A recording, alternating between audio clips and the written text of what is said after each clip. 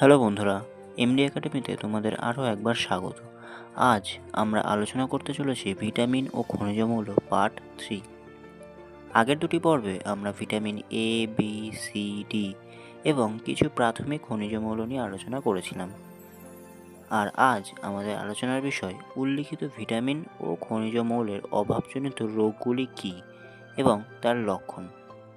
ভিডিওটি শেষ পর্যন্ত দেখবে, কারণ শেষে তোমাদের জন্য থাকছে একটি স্পেশাল কুইজ। ভিটামিনের সম্পূর্ণ তালিকা, রোগ এবং লক্ষণ। ভিটামিন এ, রেটিনল, অভাবজনিত রোগ রাতকানা, জেরপ্থ্যালমিয়া। লক্ষণ: অল্প আলোয় দেখতে না পাওয়া, চোখ খসখসে হওয়া। ভিটামিন ডি, ক্যালসিফেরল, অভাবজনিত রোগ রিকেট, শিশুদের হয়, এবং অস্টিওম্যালেশিয়া, যেটি বয়স্কদের হয়। লক্ষণ: হাড় বেঁকে যাওয়া বা নরম হওয়া। ভিটামিন ই, টোকোফেরল, অভাবজনিত রোগ প্রজনন ক্ষমতা হ্রাস, পেশি দুর্বলতা। লক্ষণ: অকাল বার্ধক্য, ত্বকের ঔজ্জ্বল্য হারানো। ভিটামিন কে, ফাইলোকুইনোন, অভাবজনিত রোগ রক্তক্ষরণ, হেমোরেজ। লক্ষণ: রক্ত জমাট না বাঁধা, ক্ষত থেকে অনবরত রক্ত পড়া। এগুলি হলো চর্বিতে বা ফ্যাটে দ্রবণীয় ভিটামিন। পরবর্তী হলো জলে দ্রবণীয় vitamin. Vitamin B complex, B one thiamine, অভাবজনিত রোগ বেরিবেরি। লক্ষণ: স্নায়বিক দুর্বলতা, হৃদরোগ। বি2 রাইবোফ্লাভিন, অভাবজনিত রোগ স্টোমাটাইটিস। লক্ষণ: ঠোঁটের কোণে বা জিভে ঘা।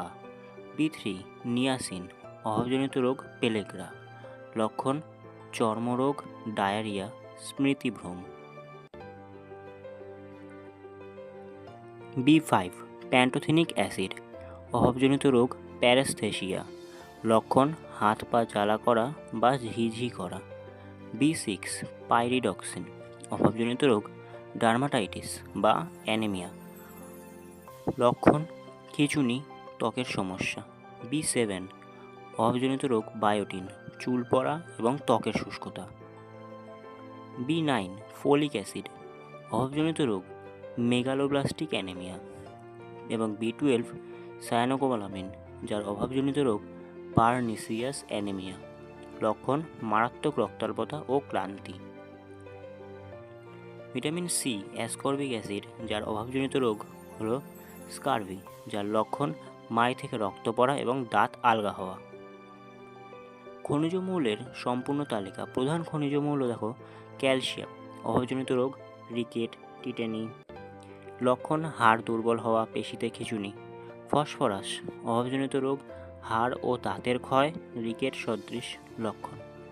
ম্যাগনেসিয়াম, অভাবজনিত রোগ হাইপোম্যাগনেসেমিয়া। লক্ষণ: অনিদ্রা এবং হাত পা কাঁপা। সোডিয়াম, অভাবজনিত রোগ পেশিটান বা ক্র্যাম্পস, এছাড়াও ডিহাইড্রেশন বা জলশূন্যতা। পটাশিয়াম, অভাবজনিত রোগ হাইপোক্যালেমিয়া।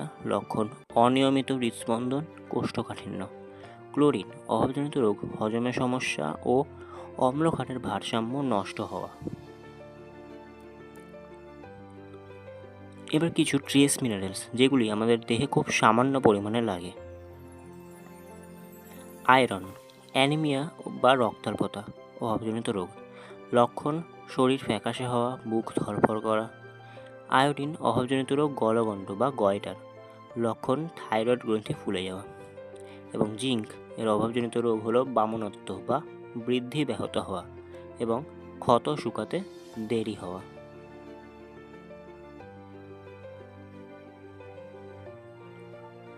ফ্লোরিন, অভাবজনিত রোগ ডেন্টাল ক্যারিস বা দাঁতের ক্ষয়। কপার, অভাবজনিত রোগ অ্যানিমিয়া এবং হাড়ের গঠনের ত্রুটি। কোবাল্ট, অভাবজনিত রোগ ভিটামিন বি12 এর অংশ এটি, এবং অভাব হলে এর রক্তাল্পতা হয়। ম্যাঙ্গানিজ, অভাবজনিত রোগ বন্ধ্যাত্ব ও হাড়ের বৃদ্ধি ব্যাহত হওয়া। সেলেনিয়াম, অভাবজনিত রোগ কেশান রোগ বা হার্টের সমস্যা। বন্ধুরা, আমাদের শরীর একটি নিখুঁত যন্ত্রের মতো, যেখানে এই ছোট ছোট পুষ্টি উপাদানগুলো জ্বালানি হিসেবে কাজ করে। সুস্থ থাকা কোনো কঠিন কাজ নয়, শুধু প্রয়োজন একটু সচেতনতা আর সঠিক খাদ্যাভ্যাস। যদি কোনো নির্দিষ্ট ভিটামিন বা খনিজ মৌল নিয়ে আলাদা করে বিস্তারিত ভিডিও চাও, তবে কমেন্টে জানাও। আজকের কুইজ, বলতে পারবে কোন খনিজ মৌলের অভাবে আমাদের গয়টার বা গলগণ্ড রোগ হয়? উত্তরটি কমেন্টে জানাতে ভুলবে না। যারা এখনও এমডি একাডেমি পরিবারে যোগ দাওনি, তারা নিচে সাবস্ক্রাইব বাটনে ক্লিক করে আমাদের সাথে যুক্ত হও। দেখা হচ্ছে বিজ্ঞানের আরও এক দুর্দান্ত পাঠ নিয়ে পরবর্তী ভিডিওতে। ততক্ষণ পর্যন্ত শিখতে থাকো, সুস্থ থাকো এবং ধন্যবাদ।